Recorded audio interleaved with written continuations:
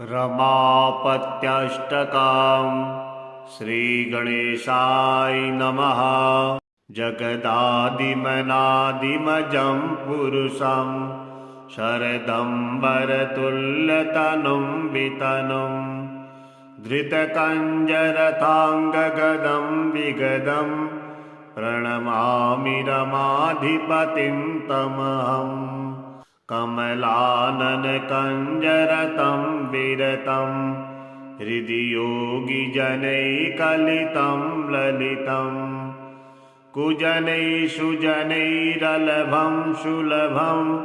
प्रणमामि रमाधिपतिं तमहम्। मुनिवृन्दहृदि स्थितपदं सुपदं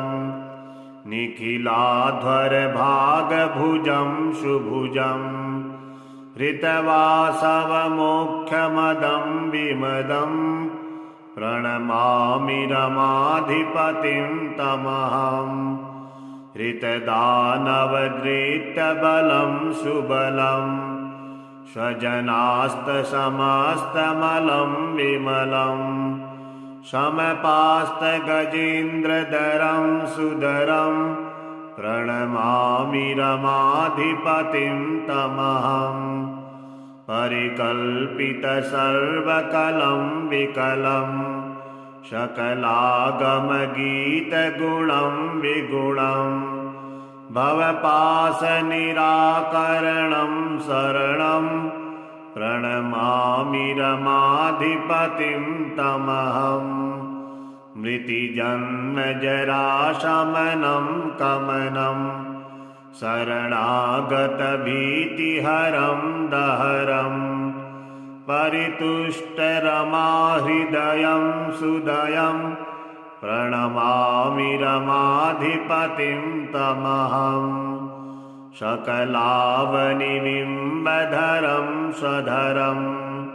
परिपूरितसर्वदिशं सुदृशं गतशोकमशोककरं सुकरं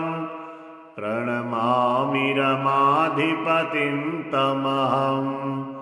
मथितार्णवराजरसं सरसं ग्रथिताखिललोकहृदं सुहृदं प्रथिताद्भुतशक्तिगणं सुगणं प्रणमामि रमाधिपतिं तमहम्। शुकराशिकरं भवबन्धहरं परमाष्टकमेतदन्यमतिः पठतीह तु योऽनिशमेव नरो लभते खलु विष्णुपदं सपरम्। जगदादिमनादिमजं पुरुषं शरदम्बरतुल्यतनुं वितनुं धृतकञ्जरथाङ्गगदं विगदं प्रणमामि रमाधिपतिं तमहम्। कमलाननकञ्जरतं विरतं हृदि योगिजनैकलितं ललितं कुजनैः सुजनैरलभं सुलभं प्रणमामि रमाधिपतिं तमहम्। मुनिवृन्दहृदि स्थितपदं सुपदं निखिलाध्वरभागभुजं सुभुजं हृतवासवमोक्षमदं विमदं प्रणमामि रमाधिपतिं तमहम्। हृतदानवद्रितबलं सुबलं स्वजनास्तसमस्तमलं विमलं समपास्तगजेन्द्रधरं सुधरं प्रणमामि रमाधिपतिं तमहम्। परिकल्पितसर्वकलं विकलं सकलागमगीतगुणं विगुणं भवपाशनिराकरणं शरणं प्रणमामि रमाधिपतिं तमहम्। मृतिजन्मजराशमनं कमनं शरणागतभीतिहरं दहरं परितुष्टरमाहृदयं सुदयं प्रणमामि रमाधिपतिं तमहं सकलावनिबिम्बधरं स्वधरं परिपूरितसर्वदिशं सुदृशं गतशोकमशोककरं सुकरं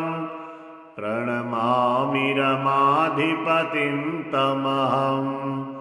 मथितार्णवराजरसं सरसं ग्रथिताखिललोकहृदं सुहृदं प्रथिताद्भुतशक्तिगणं सुगणं प्रणमामि रमाधिपतिं तमहं शुकराशिकरं भवबन्धहरं परमाष्टकमेतदन्यमतिः पठतीह तु योऽनिशमेव नरो लभते खलु विष्णुपदं सपरं जगदादिमनादिमजं पुरुषं शरदम्बरतुल्यतनुं वितनुं धृतकञ्जरथाङ्गगदं विगदं प्रणमामि रमाधिपतिं तमहं कमलाननकञ्जरतं विरतं हृदि योगिजनैकलितं ललितं कुजनैः सुजनैरलभं सुलभं प्रणमामि रमाधिपतिं तमहं मुनिवृन्दहृदि स्थिपदं सुपदं निखिलाध्वरभागभुजं सुभुजं हृतवासवमोक्षमदं विमदं प्रणमामि रमाधिपतिं तमहं हृतदानवदृष्टबलं सुबलं स्वजनास्तसमस्तमलं विमलं समपास्तगजेन्द्रधरं सुधरं प्रणमामि रमाधिपतिं तमहं परिकल्पितसर्वकलं विकलं सकलागमगीतगुणं विगुणं भवपाशनिराकरणं शरणं प्रणमामि रमाधिपतिं तमहं मृतिजन्मजराशमनं कमनं शरणागतभीतिहरं दहरं परितुष्टरमाहृदयं सुदयं प्रणमामि रमाधिपतिं तमहं सकलावनिबिम्बधरं स्वधरं परिपूरितसर्वदिशं सुदृशं गतशोकमशोककरं सुकरं प्रणमामि रमाधिपतिं तमहं मथितार्णवराजरसं सरसं ग्रथिताखिललोकहृदं सुहृदं प्रथिताद्भुतशक्तिगणं सुगणं प्रणमामि रमाधिपतिं तमहं शुकराशिकरं भवबन्धहरं परमाष्टकमेतदन्यमतिः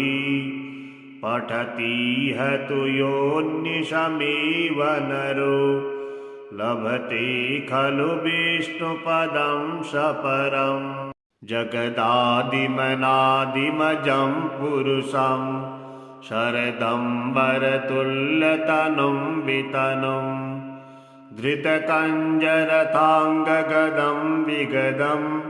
प्रणमामि रमाधिपतिं तमहं कमलाननकञ्जरतं विरतं हृदि योगिजनैकलितं ललितं कुजनैः सुजनैरलभं सुलभं प्रणमामि रमाधिपतिं तमहम् मुनिवृन्दहृदि स्थिपदं सुपदं निखिलाध्वरभागभुजं सुभुजं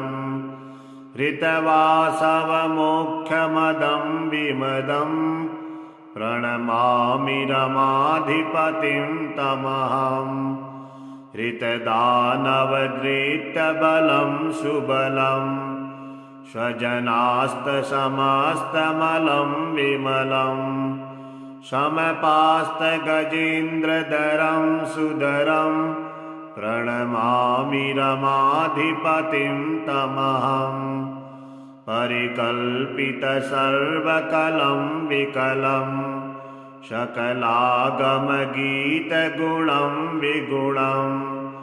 भवपाशनिराकरणं शरणं प्रणमामि रमाधिपतिं तमहम् मृतिजन्मजराशमनं कमनं शरणागतभीतिहरं दहरं परितुष्टरमाहृदयं सुदयं प्रणमामि रमाधिपतिं तमहम् सकलावनिनिम्बधरं स्वधरं परिपूरितसर्वदिशं सुदृशं गतशोकमशोककरं सुकरं प्रणमामि रमाधिपतिं तमहम् मथितार्णवराजरसं सरसं ग्रथिताखिललोकहृदं सुहृदं प्रथिताद्भुतशक्तिगणं सुगणं प्रणमामि रमाधिपतिं तमहम् शुकराशिकरं भवबन्धहरं परमाष्टकमेतदन्यमतिः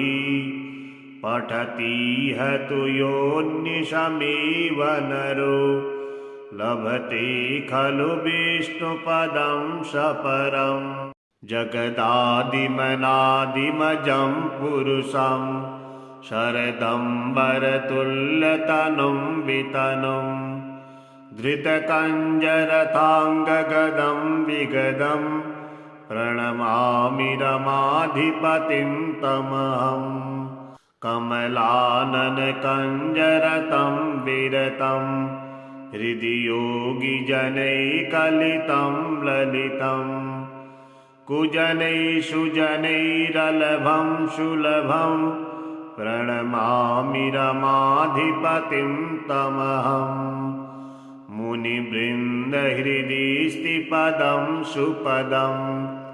निखिलाध्वरभागभुजं सुभुजं हृतवासवमोक्षमदं विमदं प्रणमामि रमाधिपतिं तमहम् हृतदानवदृष्टबलं सुबलं स्वजनास्तसमस्तमलं विमलं समपास्तगजेन्द्रधरं सुधरं प्रणमामि रमाधिपतिं तमहम् परिकल्पितसर्वकलं विकलं सकलागमगीतगुणं विगुणं भवपाशनिराकरणं शरणं प्रणमामि रमाधिपतिं तमहम् मृतिजन्मजराशमनं कमनं शरणागतभीतिहरं दहरं परितुष्टरमाहृदयं सुदयं प्रणमामि रमाधिपतिं तमहम् सकलावनिनिम्बधरं स्वधरं परिपूरितसर्वदिशं सुदृशं गतशोकमशोककरं सुकरं प्रणमामि रमाधिपतिं तमहम् मथितार्णवराजरसं सरसं ग्रथिताखिललोकहृदं सुहृदं प्रथिताद्भुतशक्तिगणं सुगणं प्रणमामि रमाधिपतिं तमहम् शुकराशिकरं भवबन्धहरं परमाष्टकमेतदन्यमतिः पठतीह तु योऽनिशमेव नरो लभते खलु विष्णुपदं सपरम् जगदादिमनादिमजं पुरुषं शरदम्बरतुल्यतनुं वितनुं धृतकञ्जरथाङ्गगदं विगदं प्रणमामि रमाधिपतिं तमहम् कमलाननकञ्जरतं विरतं हृदि योगिजनैकलितं ललितं कुजनैः सुजनैरलभं सुलभं प्रणमामि रमाधिपतिं तमहम् मुनिवृन्दहृदि स्थिपदं सुपदं निखिलाध्वरभागभुजं सुभुजं हृतवासवमोक्षमदं विमदं प्रणमामि रमाधिपतिं तमहम् हृतदानवद्रेत्यबलं सुबलं स्वजनास्तसमस्तमलं विमलं समपास्तगजेन्द्रधरं सुधरं प्रणमामि रमाधिपतिं तमहम् परिकल्पितसर्वकलं विकलं सकलागमगीतगुणं विगुणं भवपाशनिराकरणं शरणं प्रणमामि रमाधिपतिं तमहम् मृतिजन्मजराशमनं कमनं शरणागतभीतिहरं दहरं परितुष्टरमाहृदयं सुदयं प्रणमामि रमाधिपतिं तमहम् सकलावनिबिम्बधरं स्वधरं परिपूरितसर्वदिशं सुदृशं गतशोकमशोककरं सुकरं प्रणमामि रमाधिपतिं तमहम् मथितार्णवराजरसं सरसं ग्रथिताखिललोकहृदं सुहृदं प्रथिताद्भुतशक्तिगणं सुगणं प्रणमामि रमाधिपतिं तमहम् शुकराशिकरं भवबन्धहरं परमाष्टकमेतदन्यमतिः पठतीह तु योऽनिशमेव नरो लभते खलु विष्णुपदं सपरम् जगदादिमनादिमजं पुरुषं शरदम्बरतुल्यतनुं वितनुं धृतकञ्जरथाङ्गगदं विगदं प्रणमामि रमाधिपतिं तमहम् कमलाननकञ्जरतं विरतं हृदि योगिजनैकलितं ललितं कुजनैः सुजनैरलभं सुलभं प्रणमामि रमाधिपतिं तमहम्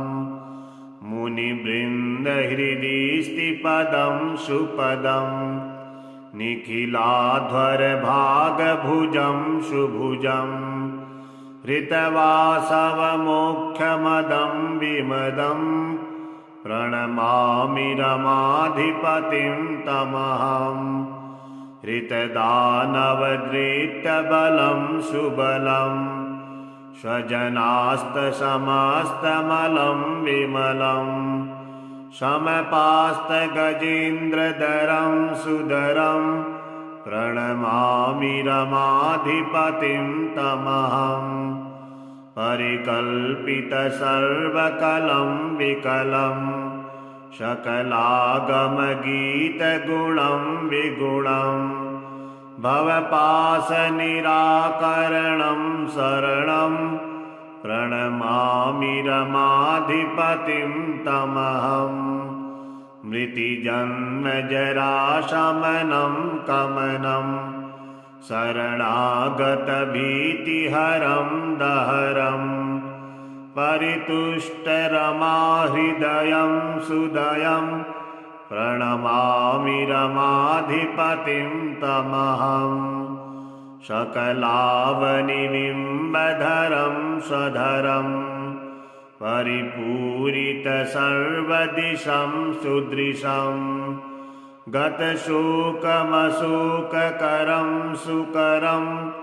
प्रणमामि रमाधिपतिं तमहं मथितार्णवराजरसं सरसं ग्रथिताखिललोकहृदं सुहृदं प्रथिताद्भुतशक्तिगणं सुगणं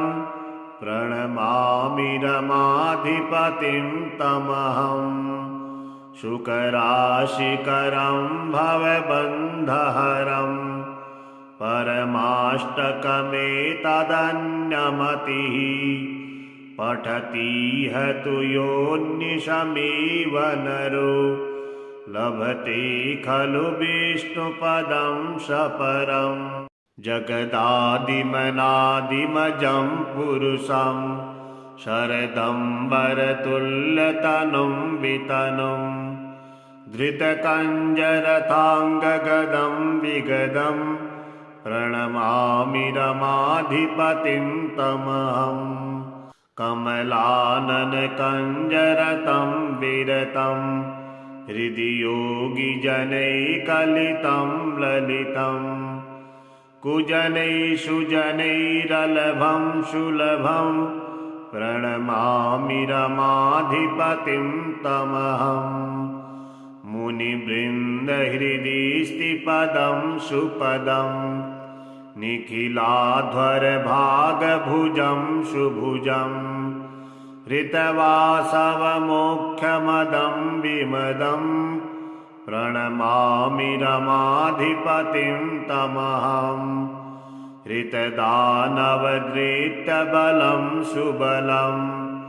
स्वजनास्तसमस्तमलं विमलं समपास्तगजेन्द्रधरं सुधरं प्रणमामि रमाधिपतिं तमहं परिकल्पितसर्वकलं विकलं सकलागमगीतगुणं विगुणं भवपाशनिराकरणं शरणं प्रणमामि रमाधिपतिं तमहं मृतिजन्मजराशमनं कमनं शरणागतभीतिहरं दहरं परितुष्टरमाहृदयं सुदयं प्रणमामि रमाधिपतिं तमहं सकलावनिबिम्बधरं स्वधरं परिपूरितसर्वदिशं सुदृशं गतशोकमशोककरं सुकरं प्रणमामि रमाधिपतिं तमहं मथितार्णवराजरसं सरसं ग्रथिताखिललोकहृदं सुहृदं प्रथिताद्भुतशक्तिगणं सुगणं प्रणमामि रमाधिपतिं तमहं शुकराशिकरं भवबन्धहरं परमाष्टकमेतदन्यमतिः पठतीह तु योऽनिशमेव नरो लभते खलु विष्णुपदं सपरं जगदादिमनादिमजं पुरुषं शरदम्बरतुल्यतनुं वितनुं धृतकञ्जरथाङ्गगदं विगदं प्रणमामि रमाधिपतिं तमहं कमलाननकञ्जरतं विरतं हृदि योगिजनैकलितं ललितं कुजनैः सुजनैरलभं सुलभं प्रणमामि रमाधिपतिं तमहं मुनिवृन्दहृदि स्थिपदं सुपदं निखिलाध्वरभागभुजं सुभुजं हृतवासवमोक्षमदं विमदं प्रणमामि रमाधिपतिं तमहं हृतदानवद्रितबलं सुबलं स्वजनास्तसमस्तमलं विमलं समपास्तगजेन्द्रधरं सुधरं प्रणमामि रमाधिपतिं तमहं परिकल्पितसर्वकलं विकलं सकलागमगीतगुणं विगुणं भवपाशनिराकरणं शरणं प्रणमामि रमाधिपतिं तमहं मृतिजन्मजराशमनं कमनं शरणागतभीतिहरं दहरं परितुष्टरमाहृदयं सुदयं प्रणमामि रमाधिपतिं तमहं सकलावनिबिम्बधरं स्वधरं परिपूरितसर्वदिशं सुदृशं गतशोकमशोककरं सुकरं प्रणमामि रमाधिपतिं तमहं मथितार्णवराजरसं सरसं ग्रथिताखिललोकहृदं सुहृदं प्रथिताद्भुतशक्तिगणं सुगणं प्रणमामि रमाधिपतिं तमहं शुकराशिकरं भवबन्धहरं परमाष्टकमेतदन्यमतिः पठतीह तु योऽनिशमेव नरो लभते खलु विष्णुपदं सपरम्।